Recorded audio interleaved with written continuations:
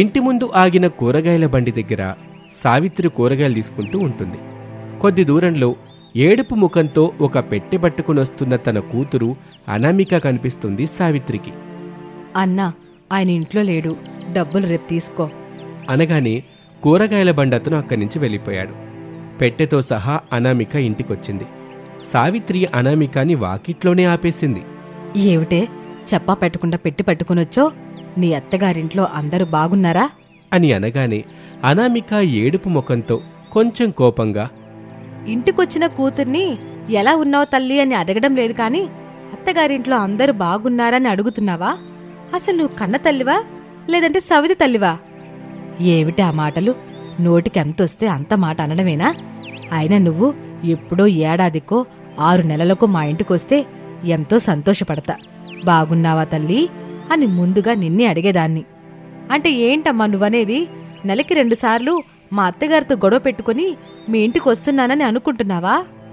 ఇంకా అనుకోవడం ఎందుకే అనామిక, అది నిజమే కదా?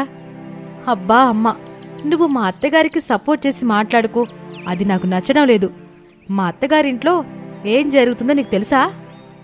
అందరింట్లో జరిగేదే మీ అత్తగారింట్లో కూడా జరుగుతుంది. అంతకు మించి జరుగుతుందమ్మా. అంతకు మించా అంటే మారణహోమం జరుగుతుందా? అరణ్యకాండ జరుగుతుందా? ఈ 2 కాదంటే బాంబుల తయారీ జరుగుతుందా? ఏం జరుగుతుందే? ప్రతి ఇంట్లో ఉన్నట్టే మీ ఇంట్లోనూ మనుషులున్నారు. ప్రతి ఇంట్లో ఉన్నట్టే మీ ఇంట్లో కిచెన్ ఉంది, పనులుంటాయి. ఆ పనులన్నీ మా అత్తయ్య నాతోనే చేయిస్తుందమ్మా. పనులన్నీ చేసి చేసి నా చేతులు నొప్పులు పుడుతున్నాయి. అయ్యో తల్లి, చేతులు నొప్పులున్నాయని ఫోన్ చేసి చెప్తే మనకు తెలిసిన మెడికల్ షాపుల్లో టాబ్లెట్స్ తీసుకొని మీ నాన్నతో పంపించేదాన్ని కదా. ఈ మాత్రం దానికే పెట్టబేడ పట్టుకొని పుట్టింటికి ఎవరైనా వస్తారా? నా బాధ నీకు అర్థం కాదు కానీ అసలు నాన్న ఎక్కడున్నాడు? మీ నాన్న మార్కెట్ పని మీద సిటీకెళ్ళాడు తల్లి. ఈ రాత్రికి వస్తాడు. సరే, చికెన్ షాప్కెళ్ళి కిలో చికెన్ తీసుకొచ్చి చికెన్ బిర్యానీ చెయ్యి. నాకు చాలా ఆకలిగా ఉంది. చేస్తాను గాని అల్లుణ్ణి కూడా రమ్మని చెప్పు.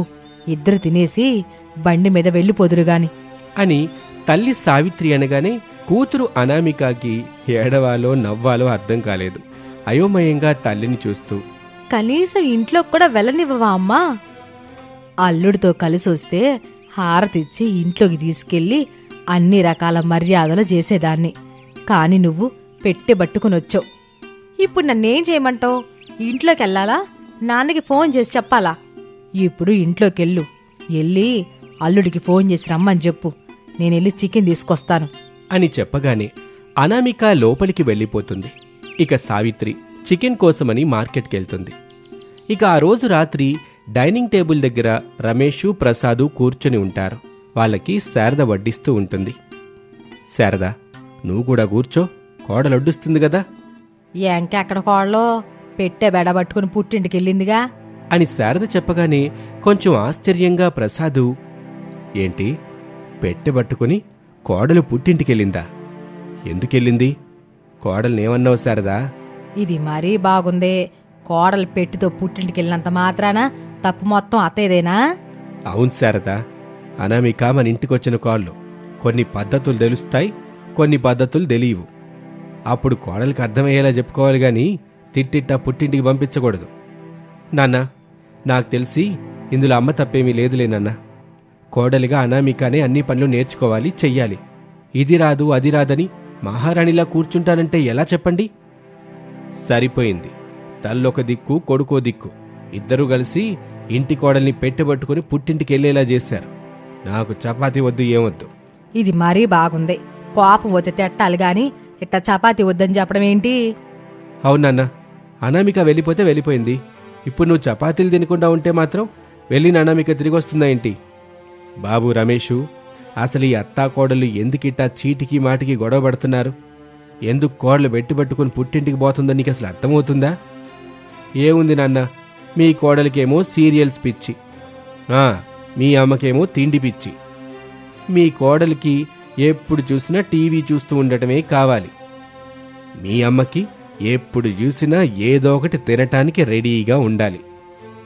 ఎలాగో అవుట్ గోయింగు ఇన్కమింగు ఫ్రీ కాబట్టి మీ కోడలు తన ఫ్రెండ్ అంజలికి ఫోన్ చేసి ప్రతి సీరియల్లో జరిగే సస్పెన్స్ గురించి మాట్లాడడము కావాలి.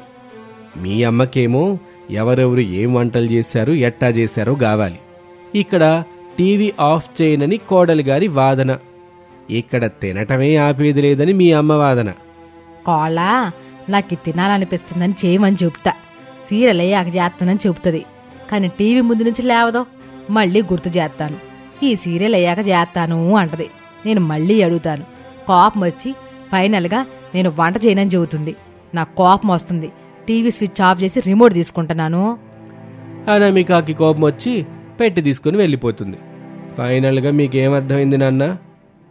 ఈ అత్తా కోడళ్లలో ఎవరిది తప్పు కాదు, ఎవరిది ఒప్పు కాదు.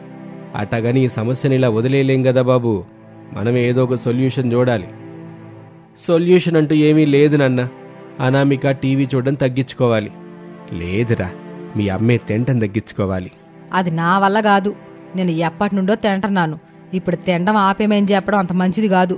మీరేదైనా చెప్పాలనుకుంటే మీ కోడలకు చెప్పుకోండి, నాకు కాదు అని డైనింగ్ టేబుల్ మీద కూర్చుని తింటూ ఉంటుంది. మరుసటి రోజున ఇంటి ఆవరణలో అత్తాకోడళ్ళు ఎదురెదురుగా కూర్చుని ఉంటారు. వాళ్ళ ముందు ప్లేట్స్లో ఉడకపెట్టిన 100 గుడ్లుంటాయి. వాటిని చూస్తూ శారద సంతోషపడుతూ ఉంటుంది. లోపల వారెవ్వా, ఈరోజు మన తిండి పిచ్చిని చూపించాలి, మనం గెలవాలి, కోడల్ని చెప్పు చేతల్లో పెట్టుకోవాలి అని అనుకుంటూ మురిసిపోతూ ఉంటుంది. అనామిక మాత్రం భయపడుతూ ఉంటుంది. ఓ రాయను, ఈ ఉడకపెట్టిన ఈ 100 గుడ్లని ఎలా తినాలి దేవుడా? తినకపోతే అత్తయ్యకు అనుకూలంగా మారిపోయి టీవీ చూడకుండా బ్రతకాలి. అది నా వల్ల కాదు. ఏదైనా సరే ఈ 100 గుడ్లని తింటాను. ఈ ఛాలెంజ్ని తప్పకుండా నేనే గెలుస్తాను. అప్పుడు అత్తయ్యతో ఆడుకుంటాను అని అనామిక అనుకుంటుంది. ఇక అత్తాకోడలిని చూసి ప్రసాద్ ఇలా అంటాడు. ఇదిగోండి శారద, అనామిక, ఇద్దరూ నేను చెప్పేది జాగ్రత్తగా వినండి. ఈ 100 ఉడకబెట్టిన గుడ్లు తినే ఛాలెంజు మీకోసమే పెట్టింది. ఇందుకు మీరు కూడా ఒప్పుకున్నారు. చాలా సంతోషం. అందుకు ఇద్దరిని అభినందిస్తున్నాను. ఎవరి ఛాలెంజ్లో గెలుస్తారో వాళ్ళు చెప్పింది మాట, చేసింది వంట. అంతేకాకుండా నిత్యం వాళ్లకు అనుకూలంగా కూడా ఉండాలి. బాబు రమేషు, నేను రెడీరా. మావయ్య, నేను కూడా రెడీ మావయ్య. ఇక ప్రసాదు పోటీ ప్రారంభిస్తున్నట్లుగా విజిల్ వేస్తాడు. అత్తాకోడళ్ళు కోడిగుడ్లు తినటం మొదలు పెడతారు. మావగారు ప్రసాదు కోడలు అనామికకి సపోర్ట్ చేస్తూ ఉంటాడు. కొడుకు రమేష్ తల్లి శారదకే సపోర్ట్ చేస్తూ ఉంటాడు. తినమ్మా, తిను, చకచక గబగబా 100 గుడ్లు నువ్వే తినాలి. ఎలాగో నీకు తింటం అలవాటే కదా. చకచక 100 గుడ్లు తిని అనామిక మీద అధికారం సంపాదించుకో. అప్పుడు అనామిక నీ మాట ఎలా కాదంటుందో మనం చూడొచ్చు అని రమేష్ అంటూ ఉంటే శారద తినటం మొదలుపెట్టింది. ఎగ్గు మీద ఎగ్గు పెడుతూ తింటూ ఉంటుంది. అలా తినటం వల్ల శారద నోరు మొత్తం లావైపోతుంది. ఇష్టం లేని అనామిక కూడా చకచకా గుడ్లు తింటూనే ఉంటుంది. అనామికకి మామగారు ప్రసాద్ సపోర్ట్ చేస్తూ ఉంటాడు. అమ్మా కోళ్ళ, నువ్వే గెలవాలి, నువ్వే గెలుస్తావు. నీ మీద నాకు నమ్మకం ఉంది తల్లి. ఈ ఇంట్లో నీ హక్కుల్ని నువ్వు సాధించుకోవాలంటే నువ్వు ఖచ్చితంగా గెలిచి తీరాలి. నేను చెప్పిన సలహాలు సూచనలు వాటిచ్చు, నువ్వే గెలుస్తావు అని గట్టిగా అనామికకి చెప్తూ ఉంటాడు ప్రసాద్. అప్పుడు కోడలు అనామికకి మామగారు ప్రసాద్ చెప్పిన మాటలు గుర్తొస్తాయి. తనలో తాను, నాకు వెనక కొద్ది దూరంలో ఒక గొయ్యి తవ్వి పెట్టానని అత్తయ్య చూడినప్పుడు ఎగ్స్ అన్ని తోసేమని నాకు మావయ్య చెప్పాడు కదా, ఇప్పుడైతే అలాగే చేస్తాను అని అనుకొని కోడిగుడ్డు పట్టుకుని తింటున్నట్టుగా బిల్డప్ ఇస్తూ వెనక్కి వేస్తూ ఉంటుంది. శారద రమేషు చూడనప్పుడు అనామిక ఇలా గుడ్లు వెనక్కేస్తూ ఉంటుంది. ఆ గుడ్లు దొర్లుతూ వెళ్లి గొయ్యిలో పడుతూ ఉంటాయి.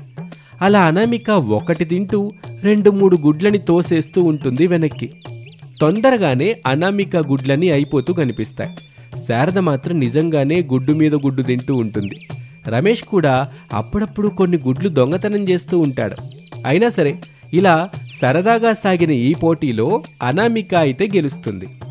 అంతేకాదు, ఈ కోడిగుడ్ల పోటీలో గెలిచినందుకు గాను ఇంట్లో తన హక్కుల్ని సాధించుకుంటుంది. సంతోషంగా టీవీ చూస్తూ ఉంటుంది. అప్పటి వరకు టీవీ చూడాలన్నా అత్తగారి పర్మిషన్ ఉండాలి, అత్తగారు చెప్పిన పనులన్నీ చేశాకే టీవీ చూడాలి అన్నట్టుగా ఉండేది ఆ ఇంట్లో పరిస్థితి. కానీ 100 కోడిగుడ్ల ఛాలెంజ్ తర్వాత అత్తగారు శారదతో తనకు కావాల్సినవన్నీ తెప్పించుకుంటూ ఉంటుంది అనామిక. ఆటలో మోసం చేసి మరీ అత్తగారితో ఒక ఆట ఆడుకుంటూ ఉంటుంది.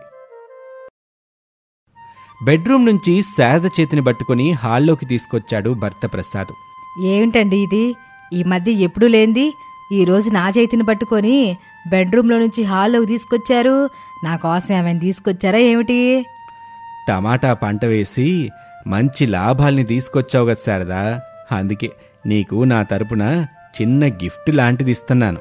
చేసిన వేళాకోళం చాలండి. అయ్యో శారదా, వేళాకోళం కాదు, వేటకారం అంతకన్నా కాదు. ఏదవును ఏది కాదో తెలుసుకోలేనంత అమాయకురాలిని కాదండి నేను. కొద్దో గొప్ప లోక జ్ఞానం ఉంది. మంచి చెడు ఏంటో నాకు తెలుసు. లోకజ్ఞానం ఉండగానే సరిపోదు శారదా, ఆ జ్ఞానాన్ని సరిగ్గా వాడాలి. అప్పుడే అన్నీ సత్ఫలితాలొస్తాయి. మీరెందుకెట్టా మాట్లాడుతున్నారు నాకు తెలుసులే. మీరు కాదన్నా నేను రైతు బిడ్డనే.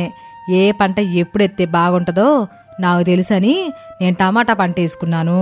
టమాటా ధరలు దారుణంగా పడిపోయి టమాటా మొత్తం బావి దగ్గరున్న గుడిసెలో భద్రంగా ఉంది.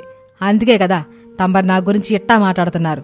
శారదా, నువ్వేమీ మాట్లాడకుండా అట్ట సోఫాలో కూర్చో అని ప్రసాద్ చెప్పగానే శారద వెళ్ళి సోఫాలో కూర్చుంటుంది. నేనిప్పుడే వస్తాను, ఏటూ కాదలకు, అలాగే కూర్చొని ఉండు. సరేనండి, ఇక్కడే కూర్చుంటాను అని శారద చెప్పగానే ప్రసాద్ అక్కడి నుంచి బయటకు వెళ్ళిపోతాడు. కోడలు అనామిక కిచెన్ గుమ్మంచాటును నిలబడి హాల్లోని సోఫాలో కూర్చున్న అత్తగారి వైపే చూస్తూ ఉంటుంది. మావయ్య అత్తయ్య కోసం ఏం తీసుకొచ్చుంటారు? ఈరోజు స్వయంగా మావయ్య అత్తయ్య చేతిని పట్టుకుని మరీ హాల్లోకి తీసుకొచ్చి సోఫాలో కూర్చోపెట్టాడంటే ఈరోజు మావయ్య అత్తయ్యకి ఏదో గిఫ్ట్ ఇవ్వబోతున్నాడు. వాళ్ళ లైఫ్లో ఈరోజు ఏదో ముఖ్యమైన రోజు అయ్యే ఉంటుంది. చూద్దాం, బయటికెళ్ళిన మావయ్య అత్తయ్య కోసం ఏం తెచ్చాడో తెలుస్తుందిగా అని అనుకుంటూ శారదని అలా చూస్తూ ఉండిపోతుంది. ఇంతలో బయటకు వెళ్లిన ప్రసాదు ఒక బట్ట కప్పిన తట్టను తీసుకొచ్చి శారద ఒడిలో పెట్టాడు. కిచెన్ గుమ్మం దగ్గర ఉన్న అనామిక అయోమయంగా బట్ట కప్పిన తట్టని చూస్తూ ఉంటారు. తనలో తాను శారద ఇలా అనుకుంటుంది. ఇదేంటి బట్ట కప్పిన తట్టను తీసుకొచ్చి నా ఒళ్ళో పెట్టాడు? వీటిని చూస్తుంటే టమాటాల్లాగున్నాయే. ఏమిటో ఈరోజు మా ఆయన వింతగా ప్రవర్తిస్తున్నాడు అని అనుకుంటూ తన దగ్గర నిలబడిన భర్త ప్రసాద్ని చూస్తోంది. గుమ్మం దగ్గర ఉన్న అనామిక తనలో తాను ఇలా అనుకుంటుంది. గిఫ్ట్ అనుకుంటే మావయ్య ఏదో బట్ట కప్పిన తట్ట తీసుకొచ్చి పెట్టాడు. ఆ తట్ట నిండా అత్తయ్యకి ఏం తీసుకొచ్చుంటాడు అని అనుకుంటూ తట్టవైపు చూస్తూ ఉంటుంది. తన ఎదురుగా నిలబడిన భర్త ప్రసాద్ని శారద చూస్తూ ఇలా అంటుంది. ఏంటండి ఇది? బట్ట కప్పిన తట్టను తీసుకొచ్చి నా ఊళ్ళో పెట్టారు. ఇదేమో బరువుగా ఉంది. అసలు ఇందులో ఏమున్నాయో చెప్పండి, లేదా బట్ట తీయండి. ఇలా పెట్టి ఎంతసేపు చూస్తారట్టాగా? కొడుకు వస్తానని చెప్పాడు శారదా, అందుకోసం ఎదురు చూస్తున్నాను. నీకు నేను గిఫ్ట్ ఇస్తున్నట్టే కొడుకు కూడా కోడలికి ఇస్తానని చెప్పాడు. కొడుకు వచ్చే వరకు వెయిట్ చేద్దాం అని ప్రసాద్ చెప్పగానే అనామిక ఆశ్చర్యంగా తనలో తాను ఇలా అనుకుంటుంది. మావయ్య అంటున్నది నిజమేనా? ఆయన నాకు గిఫ్ట్ ఇవ్వాలని అనుకుంటున్నాడా? మరి విషయం గురించి నాతో చెప్పలేదే. ఓహో, సర్ప్రైజ్ ప్లాన్ చేసుంటాడు. నేను నాకు తెలియనట్టుగానే ఉండాలి అని అనుకుని గుమ్మం దగ్గర నుంచి స్టవ్ దగ్గరికి వస్తుంది. వంట చేస్తూ ఉంటుంది. హాల్లో ఉన్న శారద మాత్రం తన ఒళ్ళో తట్టని మోయలేకుండా బాధగా ఇలా అంటుంది. ఏంటండి ఇది? నా మట్టుకు నేను బెడ్రూమ్లో కూర్చొనుంటే గిఫ్ట్ అని చెప్పి తీసుకొచ్చి హాల్లో ఎట్టా కూర్చోబెట్టి ఒళ్ళో ఈ తట్ట బరువు పెట్టారు. దీన్నేమో నేను మోయలేకపోతున్నాను. ఇక కూర్చోడం నా వల్ల కాదు. నేను లేస్తున్నాను.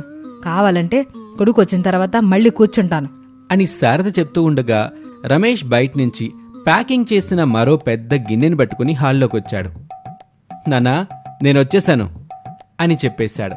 కొడుకు రమేష్ని చూసిన ప్రసాదు, శారద అట్టాగే కూర్చో, కొడుకు కూడా వచ్చేశాడు.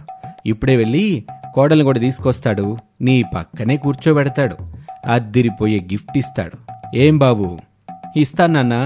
నేనిచ్చిన గిఫ్ట్ చూసిన తర్వాత అనామిక ఆనందం పట్టలేక వెర్రి చూపులు చూస్తుంది. కూర్చోమ్మా, నేను వెళ్ళి తమరి ముద్దుల కోడలు తీసుకొస్తాను. ఈ రోజు నాకెందుకో తేడా కొడుతుంది. ఏం తేడా లేదులే శారద, నువ్వు కూర్చో, కొడుకెళ్ళి కోడలు తీసుకొస్తాడుగా అని చెప్పగానే శారద కూర్చొని ఉంటుంది. రమేష్ కిచెన్లోకి వెళ్తాడు. అనామిక, వంట పని అయిందా? అయిపోతుందండి. మీకేమైనా కావాలా? నీతోనే కొంచెం పనుంది. ఒక 5 నిమిషాలు వచ్చి సోఫాలో కూర్చో. అది కాదండి, నాకు వంటగదిలో పనుంది కదా. ఒక్క 5 నిమిషాలే అనామిక. సోఫాలో నా పనైన వెంటనే నువ్వొచ్చి నీ పని చేసుకోవచ్చు అని చెప్పి అనామికాని తీసుకొని హాల్లో ఉన్న శారద దగ్గరికి వచ్చాడు. అలా వచ్చి అమ్మ పక్కన కూర్చో అనామిక అని చెప్పగానే శారద పక్కన కోడలు అనామిక కూడా కూర్చుంటుంది. రమేష్ ఆలస్యం చేయకుండా తను ప్యాకింగ్ చేసి తీసుకొచ్చిన గిన్నెని అనామిక చేతిలో పెడతాడు. అదేమో చాలా బరువుగా ఉంటుంది. అనామిక అయోమయంగా తనలో తాను ఇలా అనుకుంటుంది. ఈ పెద్ద గిన్నెలో నుంచి దోసల పిండి వాసన వస్తుందేంటి అని అనుకుంటూ అత్తాకోడలిద్దరూ కళ్ళు మూసుకోండి, నేను బాబు 1 2 3 చెప్తాం, అప్పుడు కళ్ళు తెరవండి అని చెప్పగానే అత్తాకోడలిద్దరూ కళ్ళు మూసుకుంటారు. 1 2 3 అని కౌంట్ చేయగానే అత్తాకోడలిద్దరూ కళ్ళు తెరిచి చూస్తారు. శారద ఒళ్ళో ఉన్న తట్ట నిండా టమాటాలుంటాయి. అనామిక ఒళ్ళో పెట్టిన గిన్నె నిండా దోసల పిండి ఉంటుంది. వాటిని చూసి అత్తాకోడలిద్దరూ ఆశ్చర్యపోతారు. ఒకరినొకరు చూసుకుంటూ తండ్రి కొడుకుల్ని చూస్తారు. కోపంగా శారద ఇలా అంటుంది. ఏంటండి ఇది? చూస్తంటే అత్తాకోడలికి తెలియటం లేదా? నా ఒళ్ళో ఉన్నాయి టమాటాలు, కోడలి ఒడిలో ఉన్నది దోసల పిండి. అవునండి, ఇలా ఒళ్ళో దోసల పిండి గిన్నెని ఎందుకు పెట్టారు మీరు? నేనెంత చెప్పినా వినకుండా టమాటా పంట నువ్వు చేసావు శారదా. ఇప్పుడు టమాటాలనేం చేస్తావు, ఎట్టా చేస్తావు? అన్నం తినకుండా 3 పూటలు టమాటాలే తింటావా? ఏం చేస్తే టమాటా పంట మనకు లాభాలు తీసుకొచ్చి పెడుతుందో నువ్వు చెప్పు అని ప్రసాద్ అడగగానే శారద ఏమీ మాట్లాడకుండా మౌనంగా తలదించుకుంటుంది. అనామిక అమాయకంగా ముఖం పెట్టి రమేష్ని చూస్తుంది. నువ్వేంటనామిక, ఏమీ తెలియనట్టు అంత అమాయకంగా ముఖం పెట్టి చూస్తున్నావు? నేనెంత చెప్పాను, ఇప్పటికే చాలా టిఫిన్ సెంటర్లు, టిఫిన్ బళ్ళు ఉన్నాయని. నువ్వొక దోశల బండి పెడితే లాస్ అవటం తప్ప లాభం ఉండదని చెప్పానా? అయినా నువ్వు వినలేదు. ఇప్పుడు చూడేమైందో. బుద్ధొచ్చిందండి, ఇక నుంచి మీరు చెప్పినట్టు చేస్తాను. ఇంటి పని తప్ప బయటికి వెళ్ళనండి. కానీ ఇప్పటి వరకు పెట్టిన ఖర్చయితే తిరిగి రాదు కదా. కానీ నాకు బుద్ధొచ్చింది కదండి. శారదా, కోడలికి బుద్ధొచ్చిందంట, మరి నీ పరిస్థితి ఏంటి? నాకు కూడా బుద్ధొచ్చిందండి. ఇక నుంచి మీరు చెప్పినట్టే చేస్తాను. ఇప్పుడు నువ్వు చెప్పినంత మాత్రాన నిన్ను వదిలిపెట్టాను శారదా. కోడలు 100 రూపాయలు తప్పు చేస్తే నువ్వు 1000 రూపాయలు తప్పు చేశావు. ఇప్పుడు ఆ 1000 రూపాయలు ఎట్టా తిరిగి వస్తాయి, ఎట్టా సంపాదిస్తావు? ఆలోచించుకొని చెప్పు, పదబాబు అని చెప్పి రమేష్ని తీసుకుని ప్రసాద్ అక్కడి నుంచి వెళ్ళిపోతాడు. ఇదేమిటత్తయ్య, మంచిగా ఉండే మావయ్య ఒక్కసారిగా విలన్ లాగా మారిపోయారు. నోర్మి, నోటికి ఎంత మాట వస్తే అంత మాట అంటావా? ఎవరిని అంటున్నావో ఎవరితో అంటున్నావో చూసుకొని అక్కర్లేదు. సారీ అత్తయ్య. సర్లే కోళ్ళ, తండ్రి కొడుకుల బాధలో కూడా అర్థం ఉందిగా. ఇద్దరు కష్టపడతా డబ్బుల్ని సంపాదించి పెట్టేవాళ్ళు. మనకి ఉండి లేని జ్ఞానంతో లాస్ చేసేసాం. నువ్వేం చేస్తావు ఏమో కోళ్ళ, మంచి ఆలోచన చెయ్యి. ఇటు టమాటాలు సేల్ అయిపోవాలి, అటు నీ దోశల వ్యాపారం బాగుండాలి అని అత్తాకోడలిద్దరూ మాట్లాడుకుంటూ ఉంటారు. పిల్లలు హరీషు, భవ్యలు వాళ్ళ దగ్గరికి వస్తారు. నానమ్మ, నువ్వు మమ్మీ మాట్లాడుకోవడం నేను చెల్లి విన్నాము. నాకు అన్నయ్యకి ఒక సూపర్ ఐడియా వచ్చింది. ఈ ఐడియాని మీరిద్దరూ కలిసి చేస్తే చాలా బాగుంటుంది మమ్మీ. అదేమిటో చెప్పు తల్లి. అత్త కోడళ్ళు కలిసి టమోటా దోశ అని కొత్తగా పెట్టండి, టమోటా పచ్చళ్ళు చేయండి అని తనకొచ్చిన సూపర్ ఐడియాని భవ్య చెప్పింది. అవును మమ్మీ, చెల్లి చెప్పినట్టుగా నువ్వు నానమ్మ కలిసి టమాటా దోశలు బండి పెట్టండి, టమాటాలు పచ్చడి చెయ్యండి అని చెప్పగానే అత్తాకోడలిద్దరికీ పిల్లలు చెప్పిన ఐడియా బాగా నచ్చింది. అదే ఐడియాని అమలు చేద్దామని నిర్ణయానికొచ్చారు. పిల్లలో మీరు సూపర్ అంటే సూపర్ రా అని శారద పిల్లల్ని బాగా మెచ్చుకుంటుంది. వాళ్ళిచ్చిన ఐడియా వర్కౌట్ అవుతుంది అనిపిస్తుంది. అలా అనిపించిన వెంటనే దాన్ని అమలుపరిచే బాధ్యత తీసుకుంటారు అత్తాకోడలిద్దరు. అలా అత్తాకోడలు కలిసి ఆ రోజు నుంచి టమాటా దోశల బండి పెడతారు. రోజులు గడుస్తున్న కొద్దీ అత్తాకోడళ్ల టమాటా దోశల వ్యాపారం బాగా సాగుతూ ఉంటుంది. అంతేకాదు, ఊర్లో వారికి మంచి పేరు తెచ్చిపెడుతుంది. ఈ అత్తాకోడల దగ్గర ఈ టమాటా దోశలు ఊళ్ళో వాళ్ళందరికీ నచ్చటమే కాదు, మంచి డబ్బులు కూడా సంపాదించేలా చేస్తుంది. దాంతో అప్పటి వరకు అత్తాకోడళ్ళిద్దరూ ప్రతి దాంట్లోనూ నష్టపరిచేలా చేస్తున్నారనుకుంటున్న తండ్రి కొడుకులు ఇప్పుడు చాలా సంతోషిస్తారు. ఇక అందరూ కలిసి సంతోషంగా జీవిస్తూ ఉంటారు. ఇది ఇవాల్టి కథ, పేద కోడలి టమాటా దోశ. మరొక ఆసక్తికర కథలో మళ్ళీ కలుద్దాం. అంతవరకు సెలవు, నమస్తే.